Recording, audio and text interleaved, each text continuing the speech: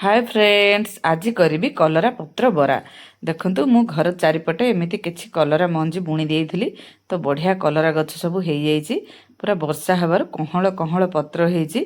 सेथिबे मोर मन हैला कि आज टिके कलरा पत्र बरा करबी। मु बहुत थर करिछि, एटा देह पई भी बहुत भलो। तो सब किछि कहळ पत्र बाछि कि नै आसिली, ताकू भलो भाबरे धोई देली। सेथिरे छोट छोट पुको भी थाए ना, सेथिबे ताकू धोई देकी बाहर कर देली। तापरे ताकू टिके गुंड गुंड करके काटिदेली। ए भितरे मु गोटे पिठौ भी बनै के रखी देइछि। चाउल पिठौटा सेथिरे जीरा धनिया सोरिष रसुण सब पकेकी बाटिकी पिठौ रखी देइछि। सेथिरे लुण पुण सब पके देइछि। एपटे देखंतु पत्र आमर कटा हे गेला। गोटे जगार कलरा पत्र नेकी सेथिरे मु पकई देली ए पिठौ। तापरे किछि गुंड करके पियाज काटिकी रखिथिली ताकू पकई देली। तापरे भलो भाबरे गोळेई देली। गोळेई देकी ताकू गोटे आधा घंटा पय छाड़ देली सेमती, जेमती कि सेटा नरम हे जिवो। तापरे गोटे पैन रे तेल नेकी सेथिरे गोटे गोटे बरा आकार रे एमती पकेइली। देखंतु केते सुंदर देखा जाउची।